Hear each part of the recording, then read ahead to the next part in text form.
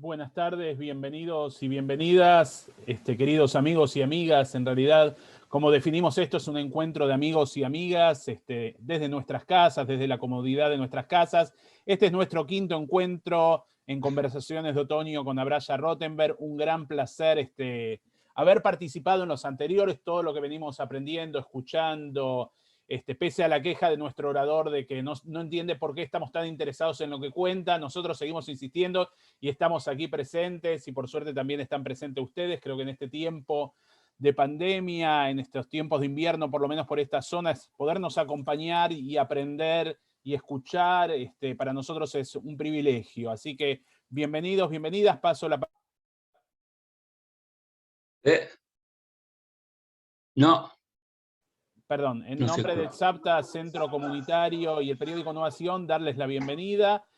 Bueno, habrán recibido información, justo salió este día el periódico, la edición en PDF, los invitamos a que la lean y a seguir nuestras actividades. Están invitados a próximas actividades que seguiremos realizando, y por supuesto no se pierdan el cierre maravilloso que vamos a tener la semana que viene en el Sexto Encuentro. Ya voy prometiendo un cierre a todo lujo. Un cierre con bombos y platillos. Bueno, gracias, Quique. Gracias a todos y todas por continuar. Hoy vamos a, bueno, ya hemos transitado ya, digamos, casi un siglo o una buena parte del siglo XX con Abraya, que nos ha ido recorriendo de la mano.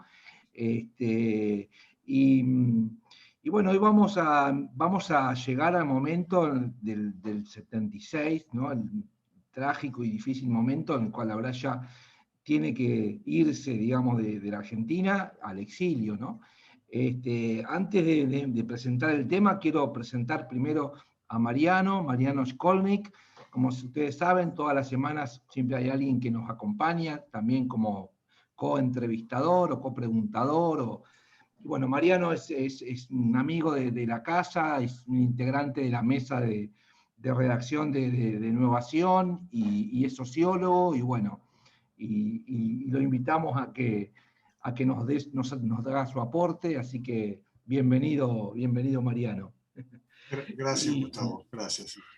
Y bueno, y hoy empezamos entonces con esta etapa, a partir del 76, nada más ni nada menos que 37 años. No sé cómo se las va a ingeniar Abraya para hablar en 1 hora y media, 1 hora 40 de 37 años, pero bueno, él siempre se las ingenia, y acá nos va a contar todos estos años de España, ¿no? Y todo lo que pasó por él, además, en todos estos años. Como a Abraya siempre le gusta hacer una pequeña, siempre, introducción histórica del contexto y demás, los dejo con Abraya. Bueno, buenas noches, amigos, en realidad amigos, porque me siento como si estuviera con gente que conozco de hace muchos años, y muy contento de que me hayan dado esta oportunidad de autobiográfico, pero con toda la modestia de una vida que fue parte del siglo XX, es parte del siglo XXI, y que espero que sea también parte del XXII, en todo caso. Mire, habíamos dejado la vez anterior en el momento en que nos dimos cuenta en la familia que era imprescindible salir del país para preservar nuestras vidas. No era tan fácil para mí, porque estaba el diario La Opinión, del cual yo manejaba fundamentalmente toda la parte económica y financiera y todos los problemas que había allí, que no eran pocos. Con lo cual, llegué a un arreglo con mi socio, Jacobo Timerman, de que iba a estar 15 días en Madrid y 15 días en Buenos Aires. Eso lo pudimos hacer hasta marzo de 1977. Iba a tomar el avión para Buenos Aires y me llamó Jacobo para decirme que él tenía un problema de salud y que tenía que ir a Madrid a atenderse, a verse con un especialista. Me sorprendió el asunto, llegó Jacobo, no era eso el motivo, simplemente me dijo que había tenido noticias de que el gobierno militar iba a confiscar o intervenir a la opinión, que seguramente a él lo iban a meter en la cárcel y que a mí me iban a matar. Digo, ¿por qué a matar a mí? Bueno, porque ¿quién te va a defender? A mí, yo soy conocido internacionalmente, a los 2 o 3 días me van a soltar. Ustedes conocen el resultado, estuvo varios años preso, torturado, y confiscaron la opinión, pero no solamente la opinión, sino confiscaron todos nuestros bienes personales, y del representante de la opinión con proyecto de hacer diarios y revistas en España, de un día para otro nos quedamos prácticamente en quiebra, porque no teníamos nada desde el punto de vista económico, y hubo que empezar a hacer una nueva vida y a buscarse el futuro. Todo esto en un país que amábamos, porque España en el corazón, para nosotros, era no solamente un poema, sino una realidad. Para los judíos fue importante España. No voy a hablar de la época de los romanos, donde se han descubierto en España tumbas de judíos del siglo I, sino de momentos, 2 o 3 momentos fundamentales. Primero, en Toledo, Alfonso X el Sabio, la escuela de traductores, donde por primera vez, y posiblemente espero que no sea la última, se juntaron los sabios más importantes, judíos, árabes y cristianos, y se fueron traduciendo la Biblia, el trozo del Talmud, el Corán, al español, recíprocamente del hebreo al árabe, del árabe al hebreo. Fue una época de oro de la cultura, siglo X. Luego, no hay que olvidar esto, porque nos olvidamos, aunque en España los judíos crecieron y se afianzaron y tomaron, digamos, la lengua española fue la suya. La lengua española, estoy hablando del siglo XII, XIII, XIV. Desde el siglo XII en adelante, las persecuciones y matanzas de judíos fueron terribles.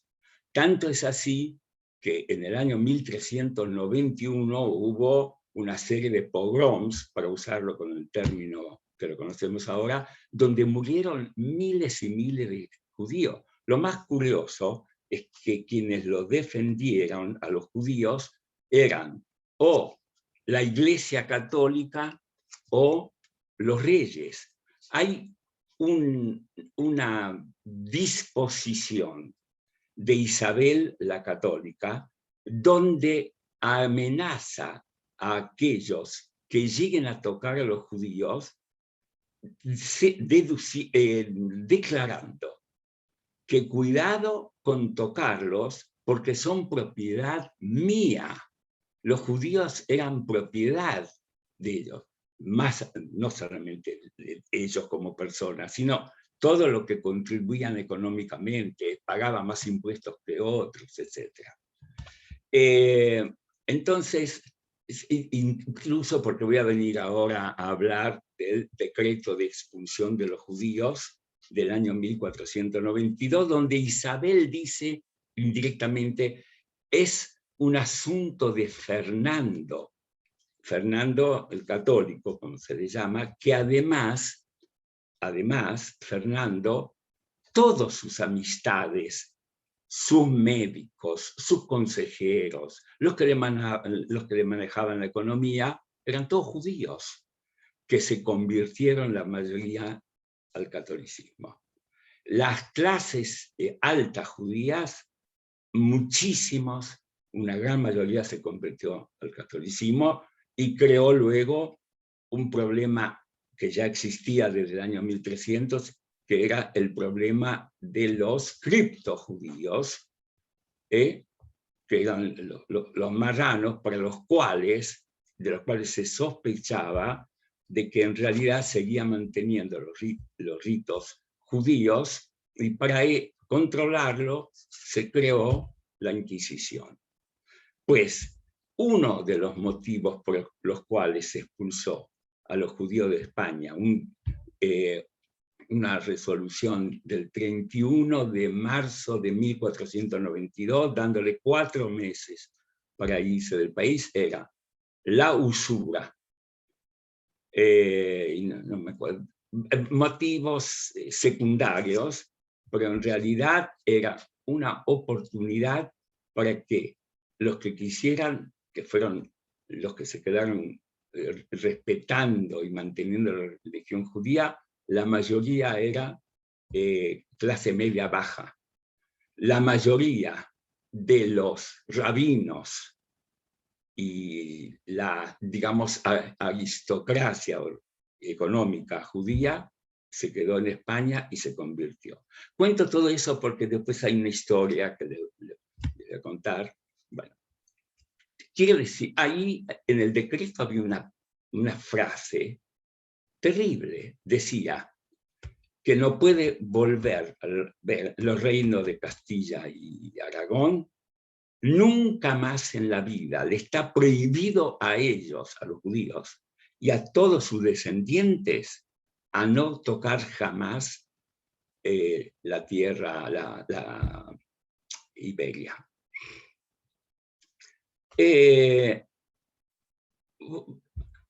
Después, bueno, antes habían ocurrido las cruzadas, donde mataron a muchos judíos, pero luego de la expulsión no terminó el martirio judío en España, porque se crearon la división, los cristianos nuevos y los cristianos viejos. ¿Quiénes eran los cristianos nuevos? Los judíos, que los perseguían, la Inquisición mató a cientos de personas sospechosas de judaizar.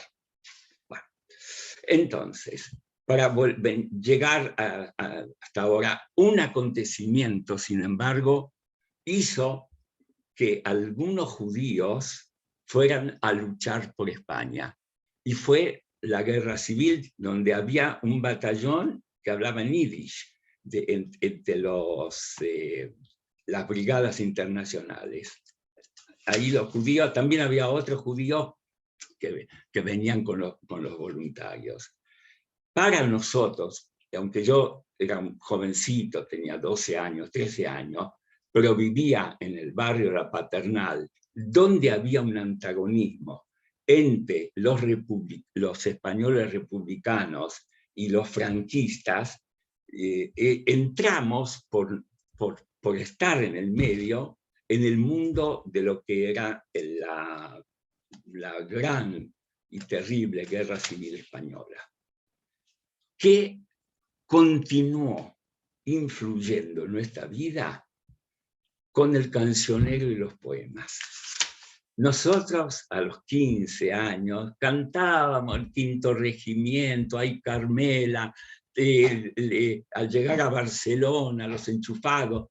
Todo eso formaba parte de nuestra cultura, y vivimos con dolor la muerte de García Lorca, el fusilamiento de García Lorca, porque era un hombre que habitualmente venía a Buenos Aires, sus obras se presentaban ahí, venía con Margarita Xirgu, una actriz catalana extraordinaria.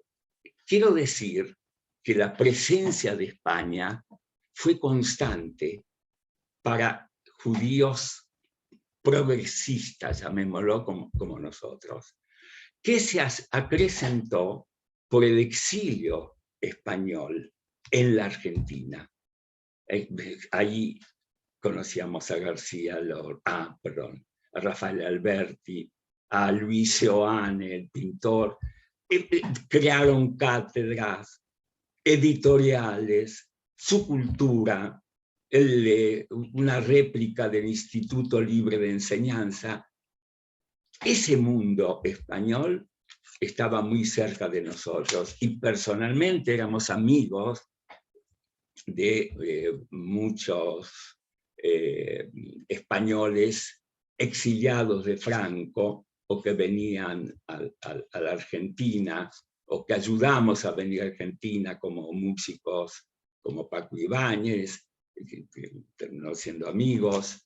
En fin, en nuestra casa España estaba siempre presente, los poemas de los poetas españoles formaban parte de nuestra cultura, y cuando decidimos ir a España pensábamos que íbamos a llegar a nuestra casa. Muerto Franco, la situación tardó varios años en definirse.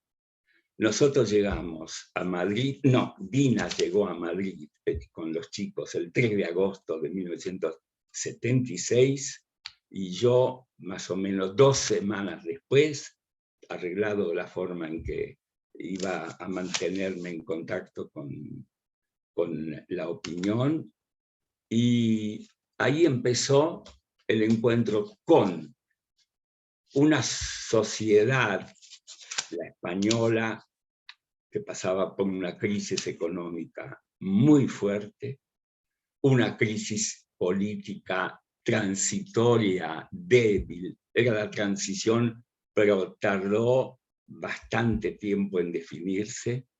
Y no se olviden que en 1981, ya instalado el Congreso, hubo un golpe, un intento de golpe de Estado el 23 de febrero, el señor Tejero, y al mismo tiempo llegamos a un lugar que creíamos que hablábamos el mismo idioma que ellos, pero no es así, porque en cada país las mismas palabras pueden tener otro significado.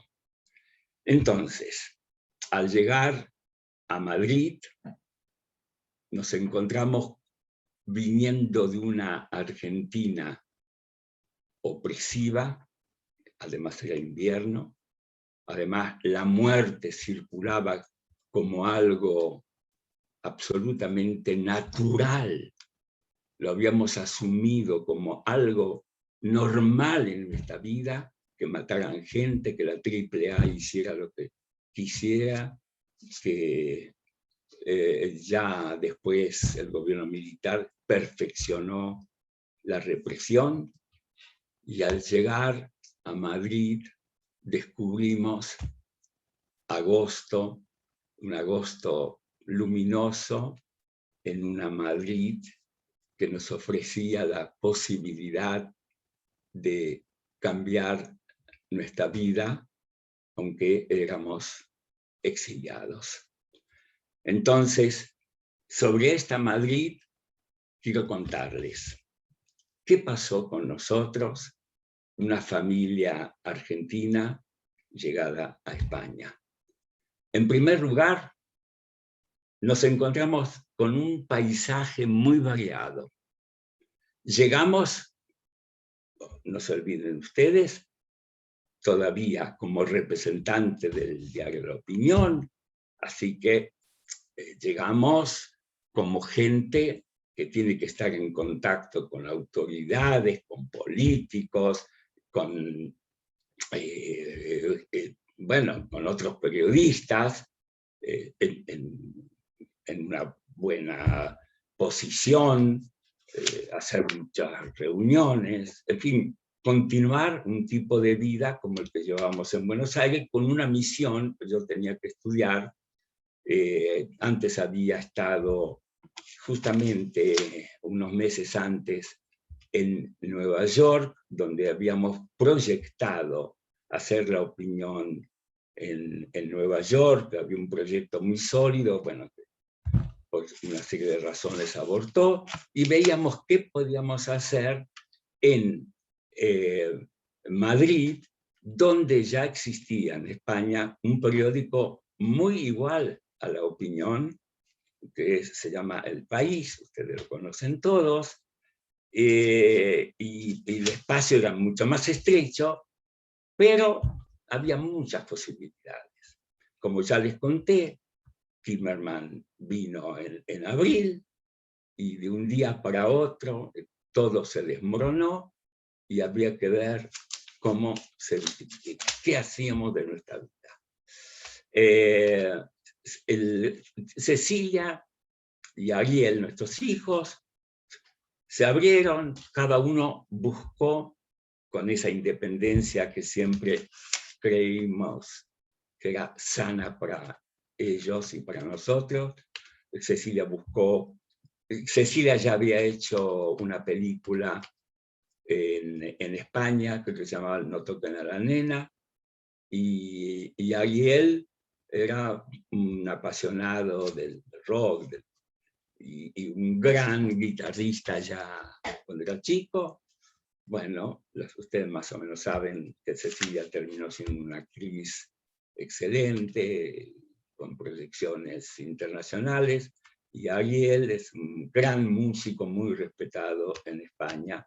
Dina se puso a ganar dinero con la enseñanza, y ahí armó un grupo con Tita Alterio y con otras personas más, y empezó a enseñar, y el único que no sabía qué hacer de su vida era yo.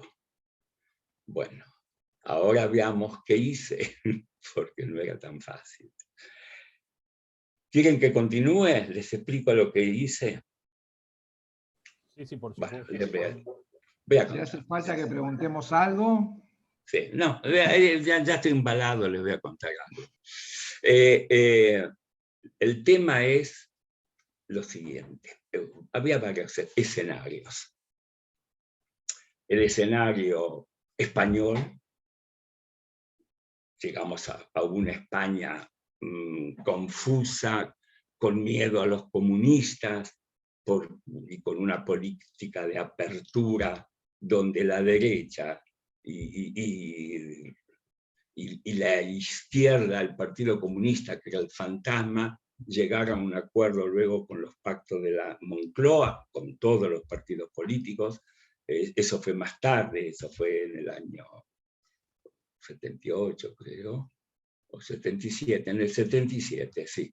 Llegó a un acuerdo. España vivía en ese momento, les dije, una mala situación económica, 26% de inflación, todo lo que nosotros conocemos, que hemos vivido tantas veces, pero no tenemos la madurez de sentarnos como se sentaron ellos. Hicieron un plan de 4 años, con la participación de los movimientos obreros, los empresarios, los políticos, y en 2 o 3 años la inflación bajó, la situación económica mejoró, la situación política se estabilizó, pero siempre había, bueno, hasta el año 82 que subió Felipe González, en los gobiernos de Suárez, que fue un factor importantísimo en la modernización y democratización de España, pero era un gobierno inestable.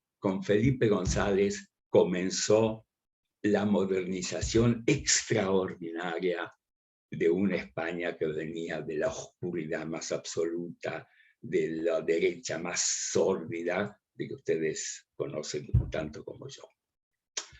Entonces, cuando en abril de 1977 Jacobo Timerman me dijo: quédate acá porque a vos te van a matar si venís a Buenos Aires, y me quedé de un día para otro, me quedé sin ingresos, había que buscar de qué vivir.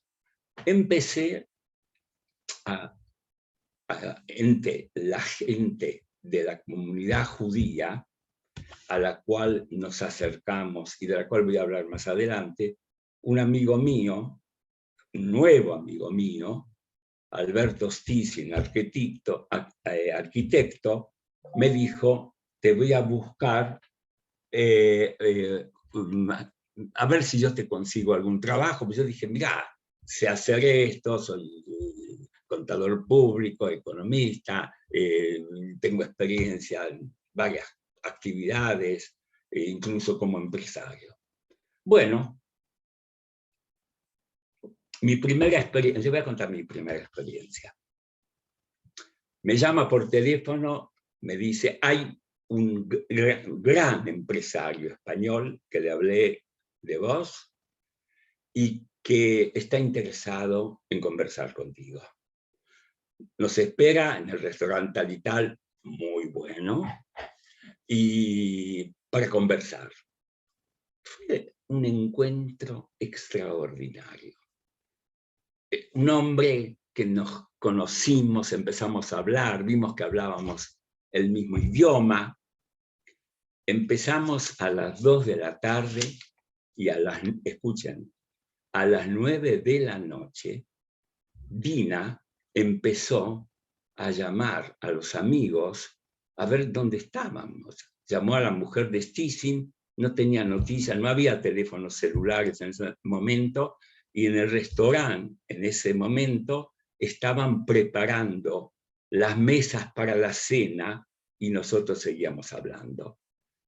Una empatía total. Este hombre tenía 3 actividades que yo las conocía mucho en la Argentina. Era constructor, hacía edificios, es un tema que yo conocí mucho profesionalmente cuando ejercía la profesión.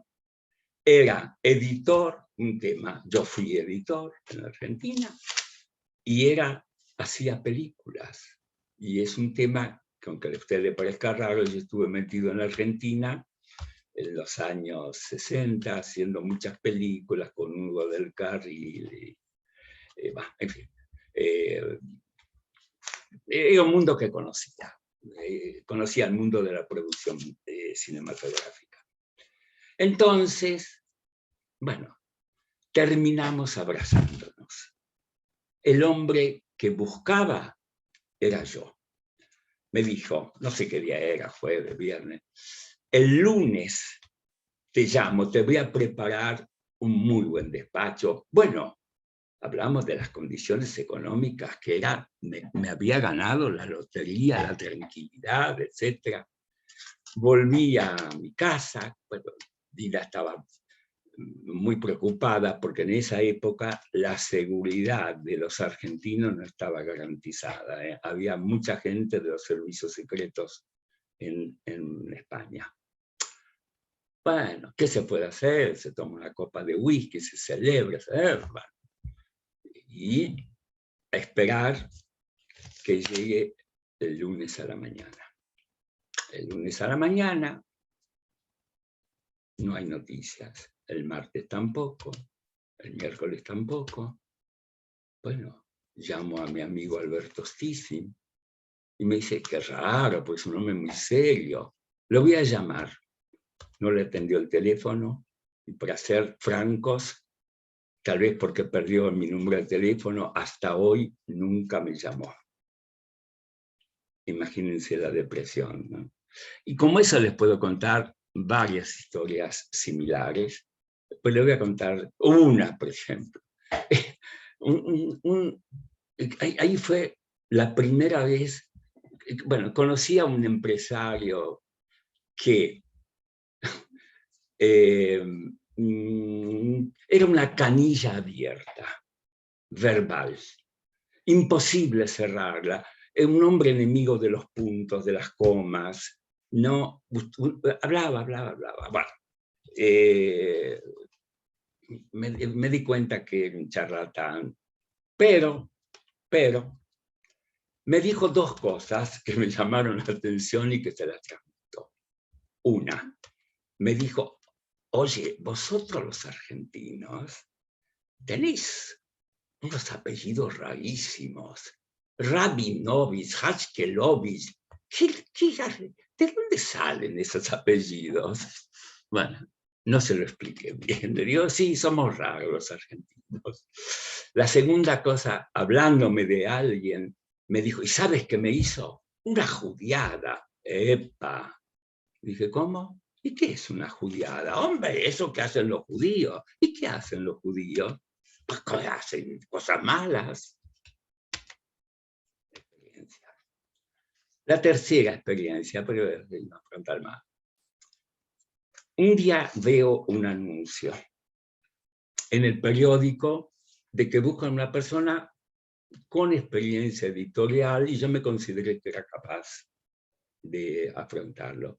En esa época yo ya tenía 50 años. Para España el trabajo era un hombre exprimido, pero igual fui. Fui y fue muy bueno el entretenimiento, un diálogo con gente de investigación, buscando cerebros, inteligencia. Bueno, me hicieron el test de Rorschach y a la semana me llamaron y me dijeron, mira, esto está muy bien, pero te voy a contar la verdad. La persona está ya elegida. Lo que pasa es que para disimular que ya lo habían designado, se hizo todo este teatro de que se buscaba personal. Bueno, pero me dice, hay una persona de la cual le hablé de ti, bueno, porque me halagó, parece que le parecía inteligente, y quiere conocerte. Encantado. Fui y me encontré, le voy a cambiar el apellido, con un señor José Luis Santa María. Y empezamos a conversar y llegamos a un entendimiento total, una editorial, él editaba libros, bueno, le di mi opinión, todo muy bien. Mientras salía, en un rincón, descubrí que había alguien. Y no me gustó la mirada de ese alguien porque yo dije, este lo conozco. Cuando salí, recordé quién era. Y dije, no me gusta esto. No me gusta. ¿Qué hace este señor acá? Este señor era un periodista que trabajaba en una editorial de libros de revistas y ese tipo de publicaciones entre frívolas y digamos solemnes. Pero bueno, había quedado exactamente lo mismo, en llamarme el lunes, y el lunes yo estaba muy nervioso porque algo me decía que esto iba a salir mal, y salió mal. No me llamó más. Pero luego tuve otras historias que no son repeticiones de frustraciones, excepto le voy a contar la última con nombre y apellido. Una persona amiga me recomendó que fuera al diario El País para hablar con la máxima autoridad formal de la empresa. Hijo de un famoso filósofo muy conocido en la Argentina, presidente de ese grupo editorial. Llegué a las 5 de la tarde, era la hora de la cita, y en ese momento pasó 1 hora, 2, 3, a las 8:30 de la noche, la secretaria me abrió la puerta y me dijo, ahí lo está esperando. él estaba sentado en el fondo, y mientras yo iba caminando, me dijo, ¿y usted qué quiere? Ya me desanimó un poco. Y le dije, bueno, mire, yo soy amigo de Manuel Aguilar, del cual le voy a hablar después. Y nada, él me dijo que usted me iba a recibir, yo soy tal y tal, hice tal cosa, y necesito trabajar, sea lo que sea, y tengo experiencia. No quiero ser periodista para la parte económica de los periódicos, etc. Bueno, en fin, traté de venderme. Y me dijo una frase horrible.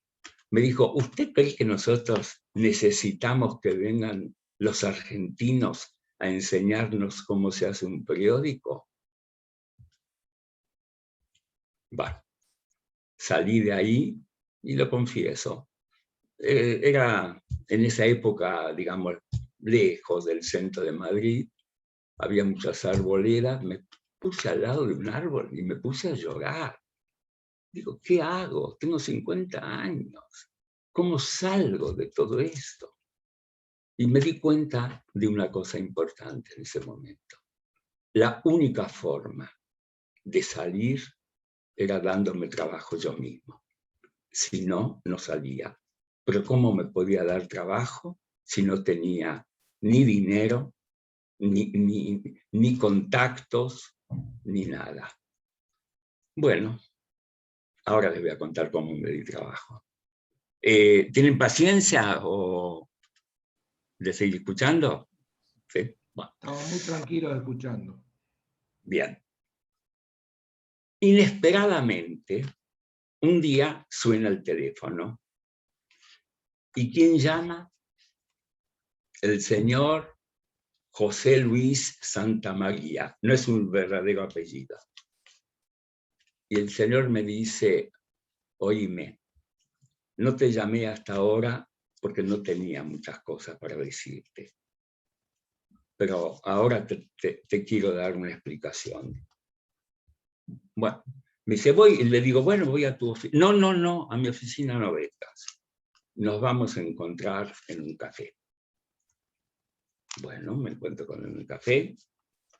Entonces me dice, después de titubear un poco, hablar de la política, etc., te tengo que confesar algo. Digo, ¿qué me confesará?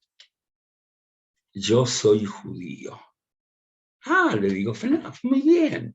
Dice, no. Siento que soy judío.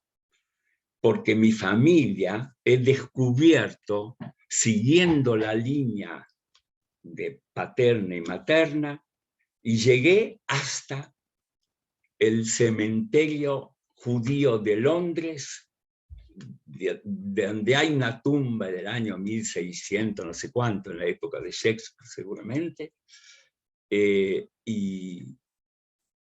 yo voy a seguir hasta mis orígenes en España, porque soy judío y tú eres judío, ¿no sé? Digo, sí, no lo dude de eso.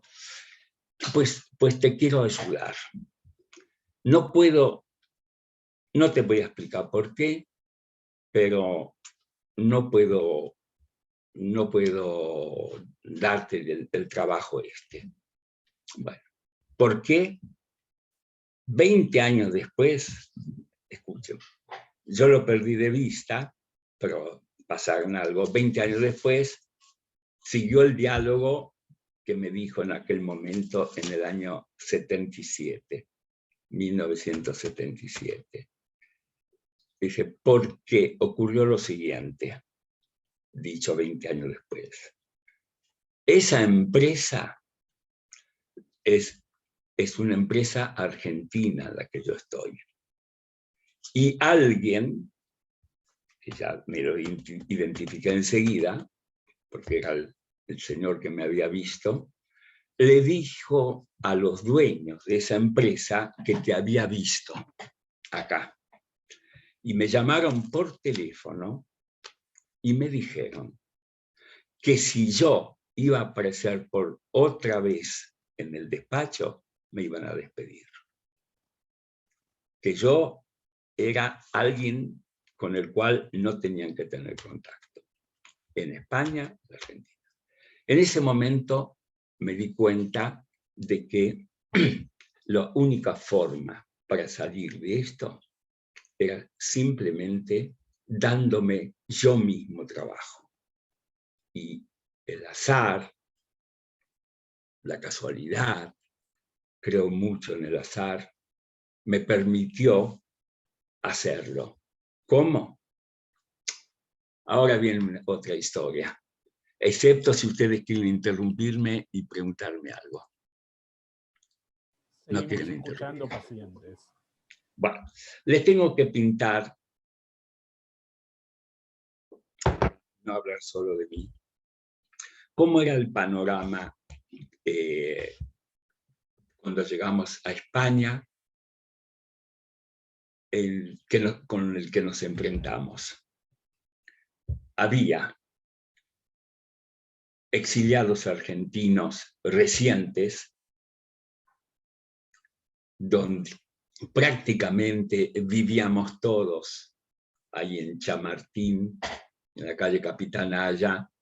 La mayoría eran actores, no lo voy a nombrar todo, habla más cercano, Zipelinkowski, Marilina Ross, intelectuales, exiliados, y ese mundo, de ese mundo empezábamos a formar parte.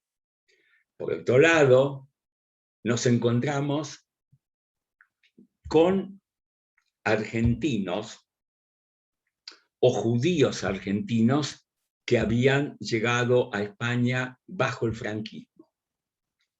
Por otro lado, nos encontramos con españoles y con la comunidad judía que residía en España, cuya mayoría eran judíos oriundos de Marruecos. Cuando de pronto aparecieron un grupo de judíos argentinos, esa comunidad, que era pequeña, casi endogámica, digamos, porque venían todos de 2 o 3 ciudades marroquíes, cuando vio aparecer a un grupo de judíos que sentían que hablaban, que no eran judíos, porque no éramos religiosos, no entendía cómo se podía ser judío sin ser religiosos, y tardamos mucho tiempo en explicarle que el judaísmo es una identidad cultural también, no solamente religiosa.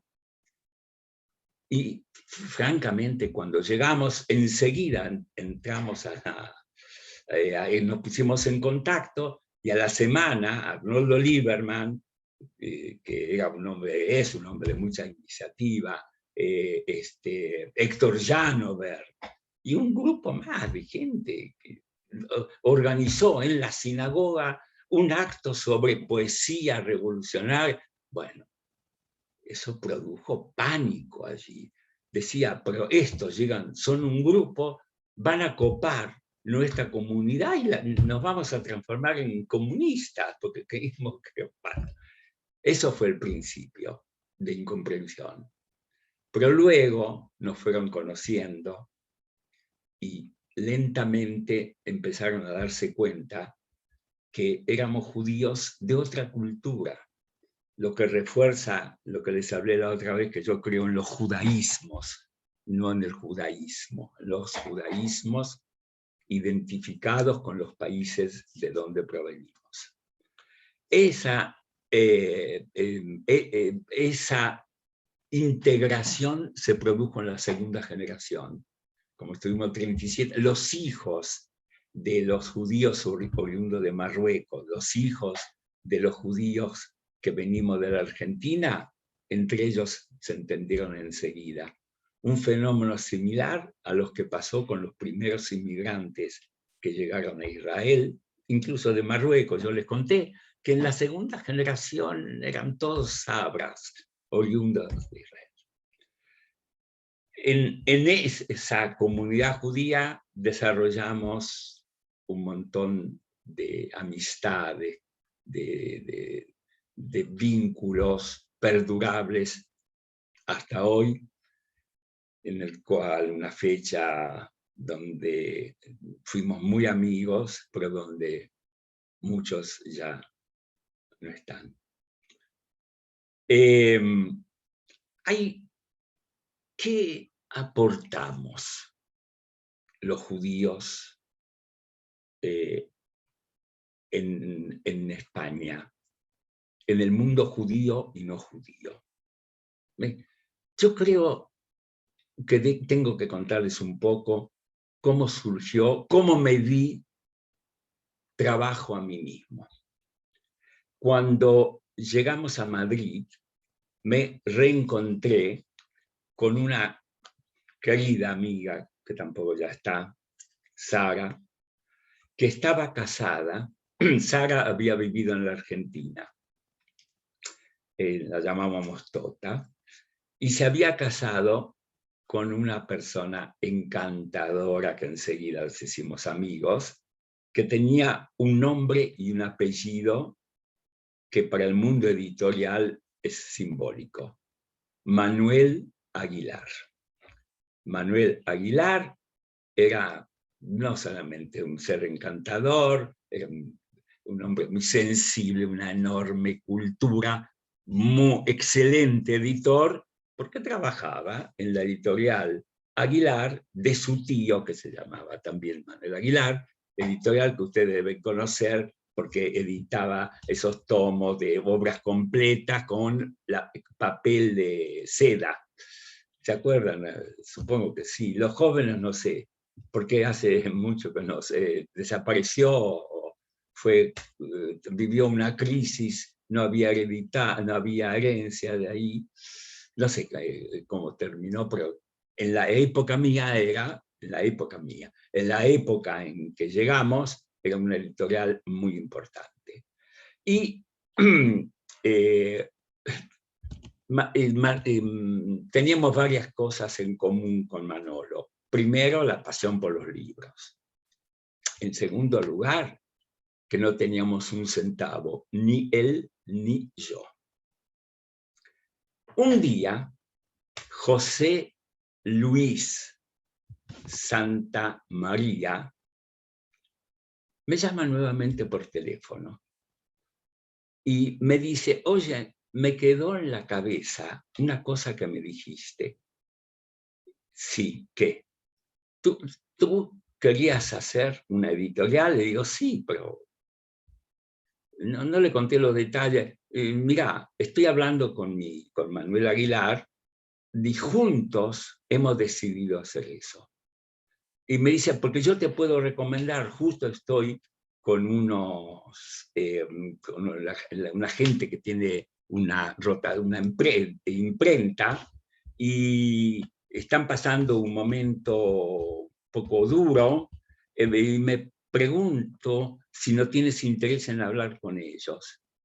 Bueno, con Manuel Aguilar, habíamos llegado a una conclusión. ¿Qué se puede hacer como un primer libro si uno no tiene dinero de pagar derecho de autor? Nada. Y bueno, se nos ocurrió lo siguiente. Manuel coleccionaba pequeñas calculadoras, tenía de varias clases, y charlando llegamos a una conclusión. ¿Por qué no hacemos esto? Un primer libro de juegos de matemáticos con una calculadora de bolsillo. ¿No? Una buena idea, porque el libro de matemáticas de juego hay, sumar la edad de tu abuelo y la de tu tío y te sale la edad de tu hijo, algo así. Bueno, empezamos a estudiarlo. Esa era una idea. Otra idea era, bueno, buscar libros que ya había caducado el derecho de autor y poder editarlos. La cuestión es que José Luis quería ayudarnos. Y me llama un día y me dice, tengo una cita con ustedes en la imprenta que se llamaba Héroes. Miren qué nombre. Fuimos con Manolo ahí, yo ni los conocía. Bien vestidos, no como bohemios, sino como señores empresarios. Llegamos a un lugar, nos hicieron pasar a un salón enorme, donde había una tarima sobre un escenario que debe tener 50 metros de largo, y había una mesa con 8 o 10 personas, muy serias ahí, y detrás, en el centro, un Cristo crucificado, un enorme retrato. A un costado, un Monseñor Balaguer, escribá de Balaguer. Ustedes, si no saben ustedes quién es, se lo recuerdo, Opus Dei. Era el fundador del Opus Dei. Y del otro lado, un hombre que ya hacía unos meses que no se veía los retratos de él, el general Franco. ¿Dónde caímos? Bueno, empezamos a dialogar. ¿Ustedes quieren editar? Sí, con ustedes. Y bueno, llegamos. ¿Y qué libros van a editar? Bueno, el primer libro es sobre un juego de computadora. ¿Y eso qué es? Bueno, sí, porque vimos, y es cierto, yo lo había visto, que no había libros de entretenimiento. Dije, es una buena colección salir con libros de entretenimiento. Lo voy a hacer corto. Y bueno, entonces, ¿cuántos libros quieren editar? Bueno, nuestro plan es editar 2 libros por mes al principio y luego 3. Bueno. El resultado es, se llegó a la parte práctica. ¿Y cómo lo van a pagar? No tenemos cómo pagarlo, vamos a ser francos. Ni mi socio ni yo disponemos de... ¿Y qué garantía van a dar? Tiene que creer en nuestra palabra. ¿Cómo buena palabra? No se da crédito creyendo en palabra. Y le digo, bueno, la cosa iba mal. Y yo ya decía, bah, perdido por perdido, me hice el loco. Y empecé a hablar y vi cómo mi socio se ponía pálido, porque la palabra que usé en ese lugar daba miedo. Le digo, mire, ahí, crucificado, hay un pariente mío, pues yo soy judío. Y soy judío, y escuchando a ese hombre, si él hubiese estado en lugar de ustedes, nos hubiese dado el crédito. Porque él es un hermano. Para unas cosas de ese tipo, no sabían qué hacer. Y le decía, en nombre de él, le pido que ayuden al prójimo. Bueno, Manolo me golpeaba, me decía, no, estaba loco yo. Bueno, ¿saben cuál fue el resultado? Nos dieron el crédito y empezamos con ese libro, la editorial Altalena, que publicó 200, 300 títulos en 6, 7 años. Bueno, luego, muy importante fue la editorial Altalena. Le voy a contar simplemente no para jactarme de nada, sino porque fue un factor de cultura y de trabajo. Porque nosotros hicimos la editorial, luego hicimos, nos fue muy bien. Con el primer libro nos fue tan bien que hicimos un segundo libro exactamente igual. Y luego nos metimos en colecciones porque tuvimos suerte. En un momento en que la situación económica era muy mala, hicimos colecciones que fueron un éxito. Por ejemplo, 2 aportes fundamentales. Uno, el libro de Isaac Baer, Historia de los judíos en la España cristiana, que fue además de un éxito editorial, un libro extraordinariamente bien hecho. El otro libro, que fue también muy interesante, se llamaba La Guía Judía de España. Era una guía de inexistencias, porque quedaron muy pocos monumentos de los judíos en España. Pero además sirvió para darnos cuenta de fracasos que se produjeron a raíz de que o llegamos demasiado tarde o demasiado antes de tiempo. Hicimos una colección que se llamaba Luchar por España.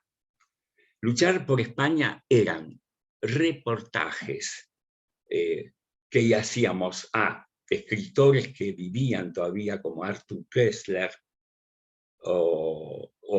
y otros que no habían trabajado, no habían dejado más que testimonios, pero era una colección sobre los intelectuales, tanto de derecha como de izquierda, que habían trabajado voluntariamente y que habían participado voluntariamente en la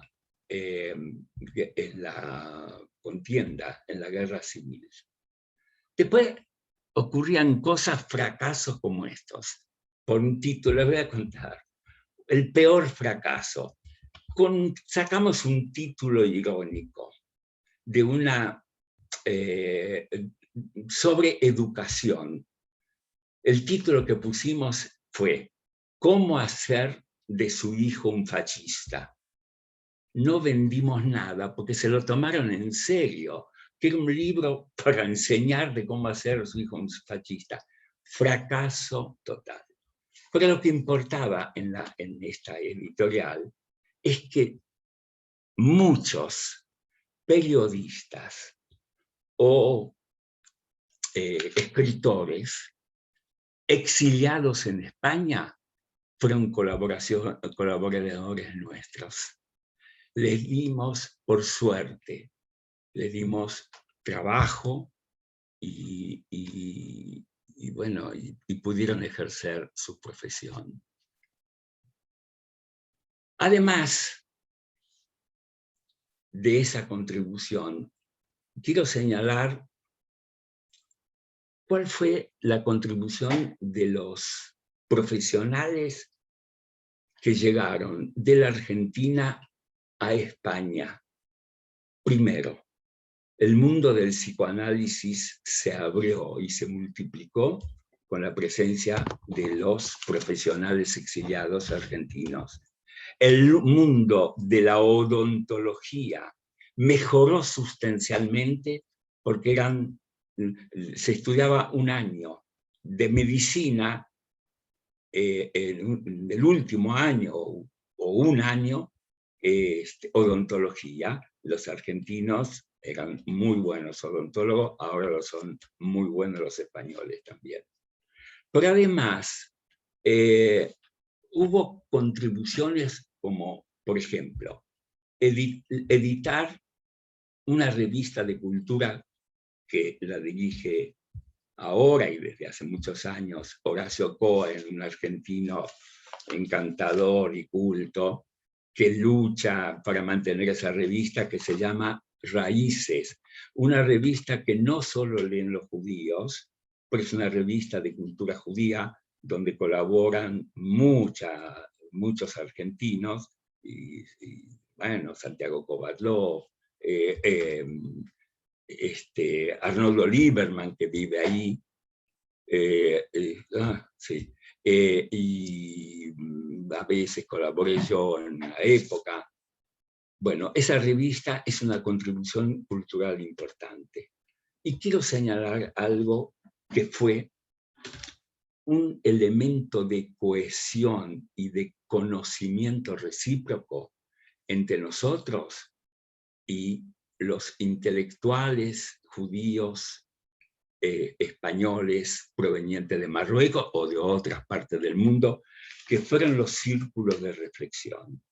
Esos círculos de reflexión que los organizaba justamente Arnoldo, que es un hombre de mucha iniciativa, que contribuyó mucho al esparcimiento, a la cultura y a la divulgación y a unir, hacer conocer su casa. Era un centro de reunión donde se discutían temas muy importantes sobre judaísmo, sobre cualquier otro elemento, donde empezamos a conocernos los hombres intelectuales, hombres y mujeres, intelectuales o interesados por la cultura, argentinos y judíos y no judíos españoles.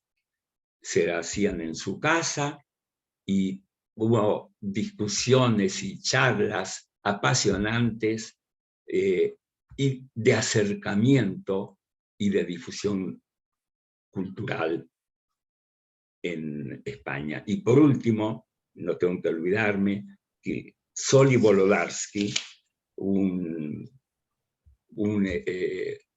autor y teatral y director de cine, fundó Radio Sefarad, un invento muy interesante que difunde la cultura judía y no judía, y sobre Israel, y discusiones sobre temas que nos interesan a todos, y que se transformó en un aporte cultural de una comunidad que en toda España no supera las 40.000 almas. La semana pasada sobre estas conversaciones en Radio Sefarad, justamente. Ah, bueno, por eso me llaman, 100.000 personas me llamaron para felicitarme. Chicos, ahora pregunten, porque hay tanto para hablar, pero ya me parece que se están durmiendo un poco. ¿Qué quieren saber? A mí me interesa preguntarte, con todo esto, este mundo que estabas empezando a conocer, ¿qué quedaba un poco, qué ibas perdiendo, qué ibas dejando de lo argentino? ¿Cuáles eran las sensaciones del exilio que tenías, ¿no? Esa amargura del exilio, si tenías esa amargura del exilio, si te quedaba algo de eso, ¿no? O si te retroalimentabas con lo nuevo y el exilio, la idea del exilio quedaba atrás. No, nunca me sentí exiliada. Primero, por un problema de historia personal. Yo fui exiliado de que nací. Cuando tenía 3 o 4 años de Ucrania, de un pueblo de Teofípol donde nací, me llevaban a otro pueblo, Zapadene. Siempre me resultaba normal encontrarme en ámbitos distintos. De Ucrania viví en Magnitogorsk, que era, ya les conté, era una ciudad industrial desarrollada por Stalin, acero más electricidad, que hoy es uno de los sitios más contaminados del mundo. Y luego, en la Argentina, uno se acostumbró a ser distinto, a ser diferente, y además aprendí algo que creo que fue fundamental y sigue siéndolo. Cuando estoy en un lugar, pienso que voy a estar el resto de mi vida en ese sitio. Que a lo mejor me voy a la semana de ahí, pero no se puede estar con la sensación de transitoriedad. Eso lo pude superar. Así que llegué a España y creí que me iba a recibir los poetas españoles que amamos, por eso no estaban. Era otro país que había vivido bajo el franquismo, lleno de prejuicios, muy arraigado el prejuicio contra los judíos, muy arraigado, fue muy duro darse cuenta, como aquel que me dijo, la judiada, que forma parte del lenguaje normal de la gente. Y sin embargo, el día que me di cuenta que no tenía retorno, que ya no podíamos volver a la Argentina, dije, ubi bene ibi patria. Donde estoy bien es mi patria, como decían los latinos. Y además, el Talmud lo dice, no lo pensé en ese momento, pero lo pienso en este momento que estoy improvisando.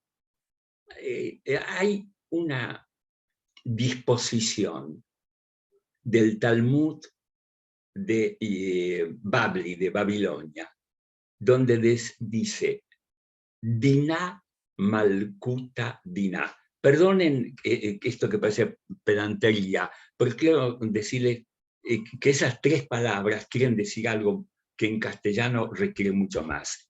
O, para hacerlo sintético, las leyes del país donde viven serán tus leyes. Eso era bueno, Enrique sabe más que yo sobre este tema. Eso eran las leyes que determinaban que los judíos tenían que aceptar las leyes del país donde estaban exiliados. Y eso es lo que, sin recordarlo, yo viví en España. Me voy a tener que quedar acá el resto de mi vida. Y tengo que actuar como si fuera el resto de mi vida y estar abierto a todo lo que recibo. Y todo lo que recibí fue hermoso, porque vivir el dolor del exilio es obturante, no te permite abrirte.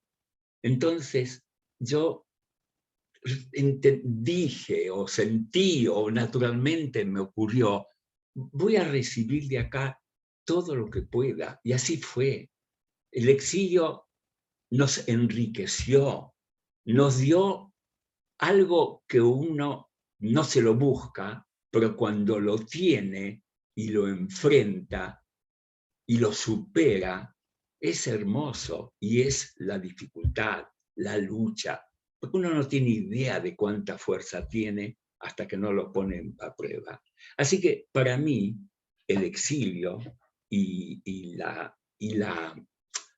el azar que nos hizo ponernos en contacto con amigos españoles que lo son hasta hoy, con los cuales los sorprendíamos con esas características que tenemos los argentinos, que hablamos y a veces opinamos sobre lo que no conocemos, y a veces nos sorprendemos nosotros mismos porque nos sale una idea inteligente, pero abierto, saliendo del círculo argentino, tuvimos una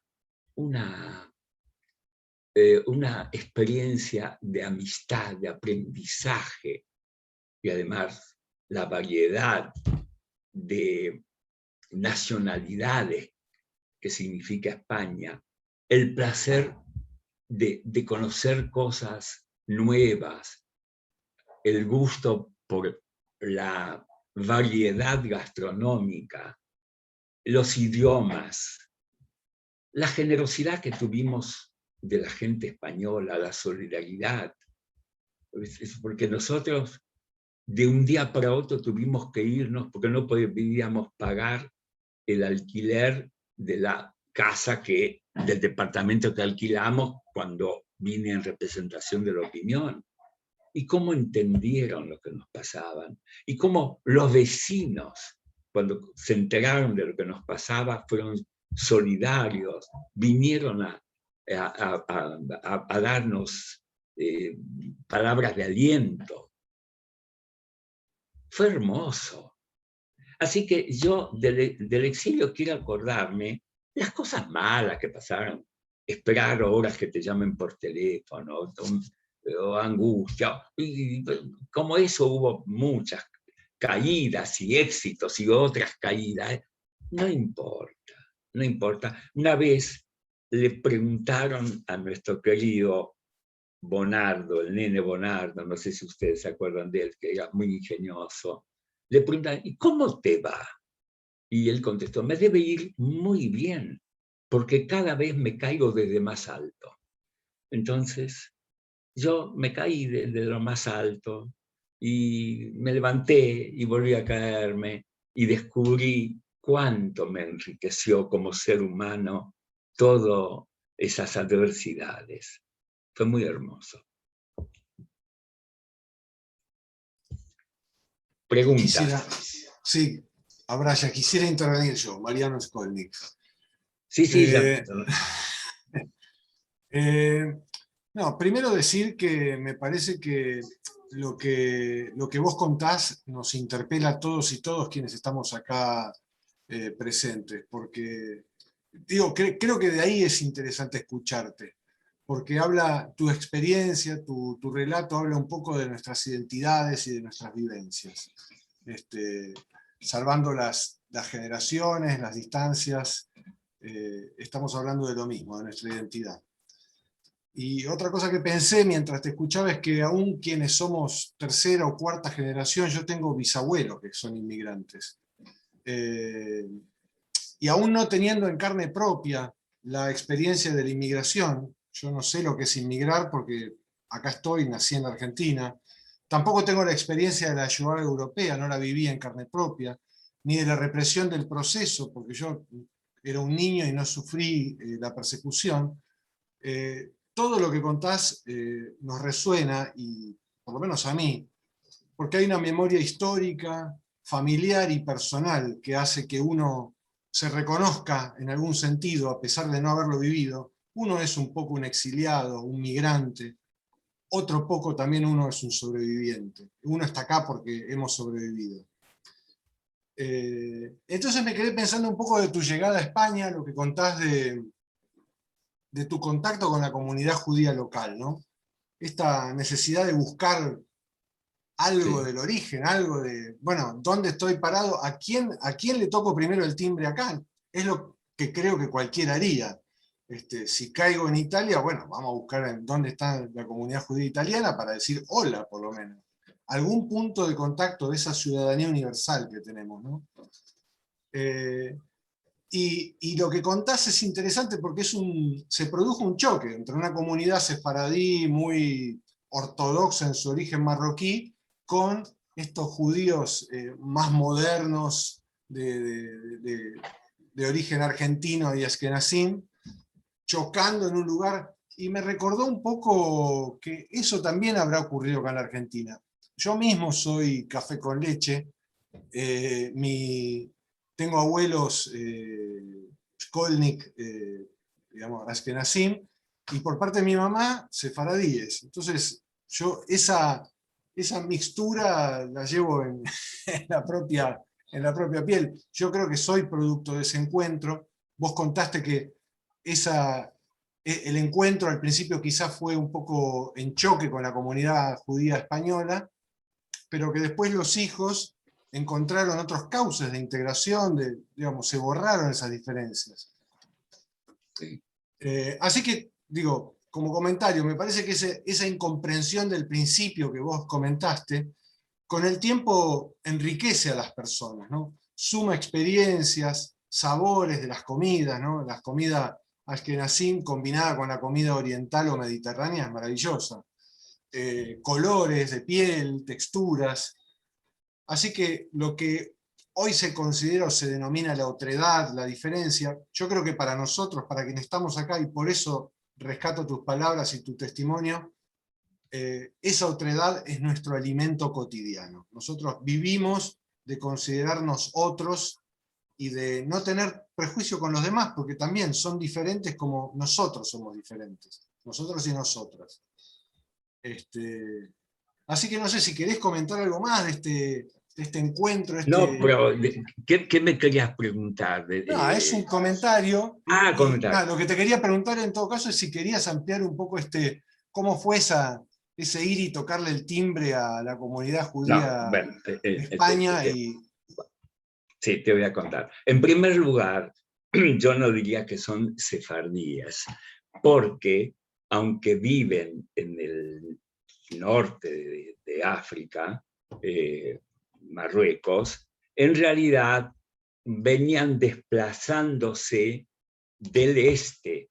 Eran los judíos en parte que salieron de España, pasaron por Turquía, claro, y luego en el imperio austrohúngaro, el otomano, en el imperio otomano, se fueron desplazando hacia el oeste. Además, todos habían estudiado en la École, ¿cómo se llama? École Juive Universelle, ay, no, no es el nombre. Bueno, hubo a final del siglo, a principios del siglo XX, la educación, como muchos de ellos habían estado en Líbano y en Siria, no, pero en el Líbano, donde había el protectorado era francés, el idioma que hablaban los judíos que venían de Argelia y como lo dije antes, de Marruecos, hablaban francés, no hablaban ladino. Entonces, también era un desencuentro, porque pensábamos que eran judíos sefardíes. Sí los había. Había gente que venían del protectorado español, hablaban ladino. El tema surgió, el de los judíos que empezaron a venir a España, en realidad a principios del siglo XX, año 1905-10, había un diputado español, que era el doctor Ángel Pulido, que tuvo una experiencia rarísima. Fue a Turquía y de pronto dijo, oye, acá está lleno de españoles, ¿qué es esto? Empezó a averiguar y escribió un libro muy bello que se llama Españoles en el exilio, es decir, y que eran los judíos sefardíes. Descubrió a los judíos sefardíes y luego los descubrió en Marruecos, eso sí hablaban, porque los judíos muy pobres hablaban ladino, porque los judíos, digamos, de un nivel superior, su cultura era francesa. Y bueno, ese encuentro, tampoco nosotros fuimos a golpear la puerta, fuimos, como le dije al tipo sobre el crucificado, fuimos donde no estaban los crucificados, sino donde estaba la comunidad judía, pero aparecimos mucho de golpe. Se asustaron un poco. ¿Estos quiénes son? Además, no me acuerdo cómo, pero el primer acto que se hizo, creo que Héctor Janover leyó unos poemas de él, Arnoldo Lieberman leyó otros poemas, se habló de poesía. Él, yo no recuerdo bien el detalle, pero claro, hubo unos 40, 50 espectadores. Para una comunidad donde era difícil juntar a 10 para rezar, los asustó. Yo lo entiendo ahora, ¿no? Y además, éramos libres pensadores. Si nos declarábamos ateos o no practicantes, bueno, eso trajo al principio disidencia, pero luego cada uno respetó lo que hay que hacer, las distintas formas del judaísmo. Tenemos que pensar que tenemos primero la voluntad de considerarnos judíos, eso es lo primero. Y la segunda, la forma del país de donde provenimos. Es así. La vida nuestra cotidiana es 95%, sobre todo los que no somos practicantes, 90% igual a todos los argentinos. Nos gustan los asados, nos gusta ver las mismas películas, leer los mismos libros. Todo es igual, menos ese pequeño detalle que no es para diferenciar, sino para unir. Hay que buscar lo que hay de común con el otro, no para enfrentarlo, o lo que hay de diferente para entenderlo. Entonces, yo creo en eso, claro. En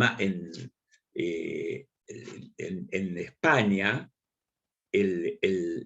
digamos, el choque era ideológico, no con los judíos solamente, porque muchos eran de derecha a derecha y habían vivido con mucha comodidad bajo Franco. No se lo reprocho, es así. Estaba Franco y estaban en buenas relaciones con Franco. Pero nosotros, la mayoría de los que estábamos ahí, éramos gente con un pensamiento muy liberal o muy de izquierda, o levemente de izquierda. Estaba más definido en esa época que era la izquierda y la derecha. Ahora es un poco más confuso porque la izquierda usa métodos de la derecha y la derecha usa malos métodos de la izquierda. Pero bueno, pues ese es otro tema. En todo caso, no sé si te contesté lo que más o menos pretendías. Perfecto, gracias, Aurelio, muy claro. No a ustedes. Habíamos... Sí. Hay una pregunta que pregunta por qué volviste. Un par de preguntas que refieren a lo mismo. Mira, contesto exactamente con la misma pregunta. ¿Por qué volví? Es complicado. ¿Quieren que le diga por qué volví? Porque acá en la Argentina vive Cecilia con nuestro nieto y habíamos estado 27 años en España y además yo amo a la Argentina. Aunque estuvimos 37 años en España, cuando terminó la dictadura militar, estábamos acá siempre dos meses por año, un mes seguro. Veníamos acá y yo nunca me fui de la Argentina. Soy como Troilo, nunca me fui de mi barrio, decía Troilo. Yo no tengo bandoneón, eso no. Quedamos que el próximo van a ser, ¿lo propusiste? Sí. El próximo, preguntas sobre lo que quieran. Bien. Hay otra pregunta que dice, ¿se considera un judío viviendo en Argentina o un argentino de cultura judía? A ver, ¿y cuál es la diferencia? No me doy cuenta. Soy un judío viviendo en la Argentina que tengo cultura judía.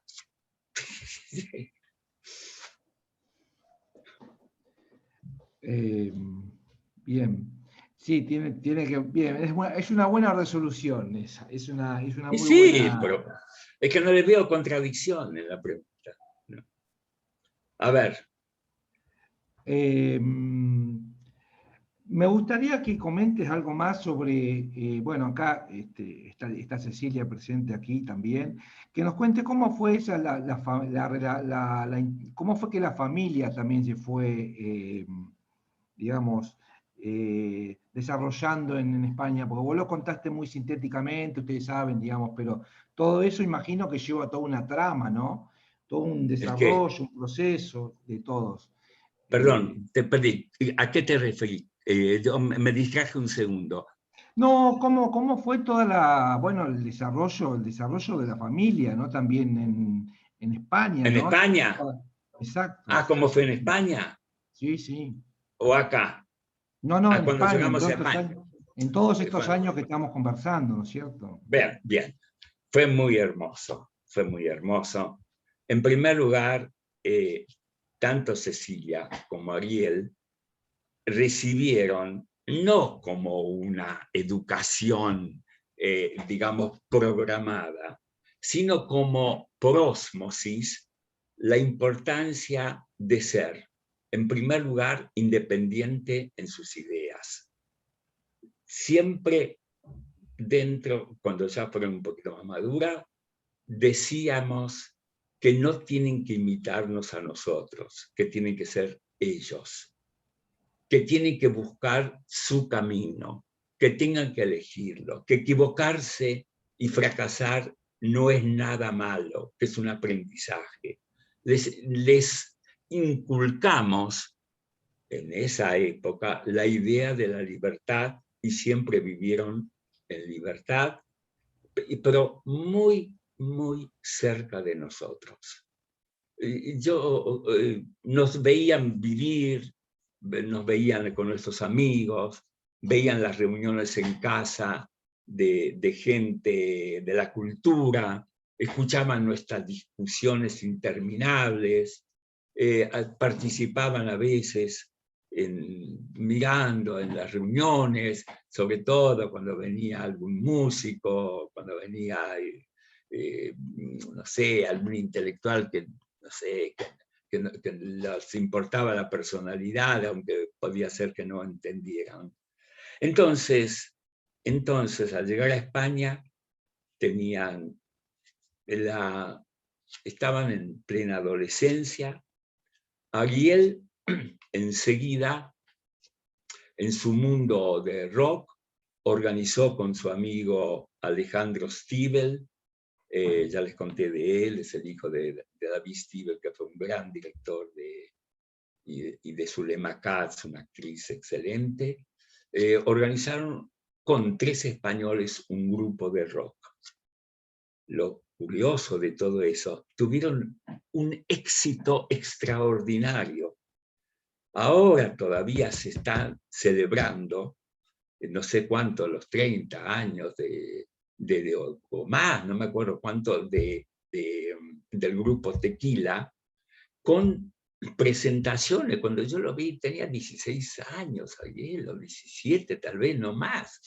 Y estaban ahí creando música de rock en castellano, que fue una innovación, con temas de adolescentes, que fue una innovación, y con 10.000, 5.000, 3.000 personas. Yo me acuerdo en la casa de campo, no sé cuántos había, 10.000 personas, y yo decía, ay Dios, este es mi hijo, y no cambia nada, porque tanto Cecilia como Ariel tienen una cosa que yo admiro en ellos, que es la modestia, que es no sentirse nadie distinto, que tienen sus amigos de toda la vida, y que gozan de lo que producen y de lo que crean, con altibajos. Porque Cecilia tuvo una carrera menos, digamos, con quiebres que Ariel. Cecilia, Ariel, por ejemplo, Tequila de un día para otro, adolescentes se pelearon, se separaron, después Ariel creó un grupo, Los Rodríguez, con Calamaro, fue también un éxito, después está solo, hace televisión, pertenece al mundo del rock como un personaje respetadísimo. Acá no se lo conoce tanto, pero Ariel es un personaje de España. ¿Qué decir de Cecilia? Cecilia empezó con esa locura cuando yo la veía venir a casa con Almodóvar, un empleado de la Telefónica, y con sus amigos, y cuando vi la primera película que intervino en España, la que vi en la Argentina era muy buena, No toquen a la nena, pero en España vi que era Lucy Bomb, no sé cuánto, y de pronto vi unas escenas escatológicas, y dije, Dios mío, ¿qué es esto? ¿Quién es este Almodóvar? ¿Qué hace? Cosas que iban más allá de la estética, de lo prudente. Bueno, y al final este muchacho de la Telefónica, bueno, hoy es uno de los personajes mundiales, y Cecilia, bueno, de su película No tocan a la nena, perdón, Todo sobre mi madre, toda una carrera, y todo, y lo digo, no sé si está Cecilia o no allí, lo digo de verdad, con una modestia, cuestionándose siempre, tratando de hacer las cosas mejor, siempre como si fuese la prueba de su primera película, siempre tratando de mejorarse. Y yo los respeto como personas que casualmente son nuestros hijos. Y además tuvieron una madre que era una gran artista, una gran cantante, y sobre todo una persona de una sensibilidad y una delicadeza y de una ternura, bueno, ¿qué le voy a decir? Que bueno, que lamentablemente ya no está. Perdonen. No, por favor, Abraya. Tengo para darte dos opciones, Abraya. Tengo dos textos acá frente mío que los fui buscando ahora mientras Gustavo me decía que intervenga. Uno es una poesía de Amijay y otro es un texto de Jacques Derrida. Vos elegís cuál querés que hable, cuál querés que diga para después... Amijay, no, Derrida, no. Lo dejamos. Vamos a los judíos. Bueno, vamos a la poesía de Yehuda Amijay, ¿no? Pues sí, además me encanta Amijay. Un poco pensando en lo que vos estabas comentando recién sobre los judíos, y sin lugar a dudas tu historia es una historia muy judía, ¿no? Quizás respondiendo a la pregunta anterior, es la historia del desplazado que lleva sus libros y sus lenguas y que es su patria, ¿no? La patria tuya, sin lugar a dudas, fue la palabra y el libro y tu historia, ¿no? Esta fuerza de salir adelante y como vos dijiste, el tema de que tu patria es el lugar donde vos estás bien. Acá, Yehuda Amijay, un fragmento de una poesía que a mí me gusta mucho, se llama Los judíos. Voy a leer algunos fragmentos.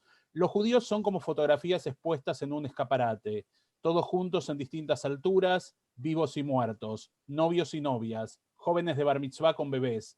Y hay fotografías reconstruidas de viejos retratos amarillentos y a veces vienen y rompen la vitrina y queman las fotos. Entonces se empieza a fotografiar y a revelar de nuevo y a representarles doloridos y sonrientes. Creo que esto en parte también es parte de tu historia y voy a ir un poquito más abajo de la poesía, después la puedo pasar completa, no hay problema. Los judíos no son un pueblo histórico, ni siquiera un pueblo arqueológico. Los judíos son un pueblo geológico con ruinas, derrumbes, estratos y lava ardiente. Hay que medir su historia con otro metro. Los judíos están pulidos con sufrimientos y abrillantados con tormentos, como guijarros en la playa. Y hay un último fragmento, me gusta mucho, que te lo voy a leer, estaba en el medio en realidad. Vamos a ver un segundo, que lo estoy buscando. Esto es como la televisión en vivo, no está pregrabado, así que me van a tener un segundo de paciencia. Un judío recuerda la Sukkah de la casa de su abuelo, y la Sukkah recuerda a su vez la marcha por el desierto, que recuerda la gracia de la juventud y las tablas de la alianza y el oro del becerro de oro y la sed y el hambre que recuerdan Egipto. ¿Y qué hay de Dios? Según el acuerdo de la expulsión del paraíso y del templo, Dios ve solo una vez a sus hijos en Yom Kippur, ¿no? ¿Y qué sentís de todas estas palabras que te son comunes a tu historia, ¿no? De Amijay, que de cierta manera también es un inmigrante en realidad. Todos somos inmigrantes, venimos del seno de nuestras madres y llegamos a un lugar que se llama mundo, que no conocemos. Somos emigrantes desde que nacemos. Ese es el asunto. En cuanto a la poesía, claro que hay muchas cosas que me unen. Yo amo la poesía, amo a algunos poetas. Empecemos por ahí, ¿no? Creo que lo dije mal. Pero hay dos poetas en yiddish que me llegan profundamente. Uno por su finura y humor, el otro por el dolor que expresan. Abraham Sutzkever, hijo del gueto de Varsovia, un maravilloso poeta, poeta y guerrillero, él y su mujer, y Isaac Manger, un poeta que transformó la Biblia en un juego maravilloso y en un yiddish placentero. Yo disfruto mucho del yiddish. Es una lengua aprendida, pero muy disfrutable. Chicos, yo creo que... Antes de que te vayas, hay una pregunta acá, ¿no?, que le quiero dar lugar. Todo lo que quieran. No, yo por ustedes. Su nieto Martín, ¿qué dice cuando escucha su historia? Tengo una relación muy tierna con mi nieto. No le puedo largar mi historia como un chorro. De vez en cuando le cuento algo que me mira y se asombra y dice: ¿a vos te pasó eso? ¿Qué más puedo pedir? Que se asombre y que me quiera.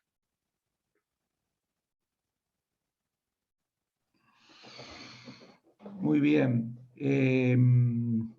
Bueno, vamos a ir cerrando por hoy, salvo que Abraya quiera hablar una horita y media más, lo dejamos. No, pues sí. Eh, No, pero quiero decirles algo para terminar. sí.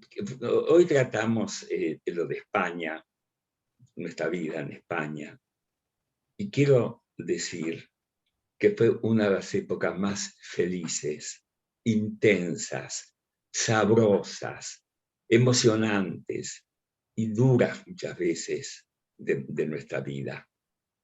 Pero que yo hoy, hablando de España, no puedo dejar de agradecer a todos aquellos amigos argentinos, españoles, con los cuales hemos compartido momentos de profunda emoción, como los políticos, como ver como un país que sale de la oscuridad del fascismo franquista logra iluminarse, constituirse como una sociedad con sus problemas, pero llena de riqueza espiritual, de convivencia y de luminosidad.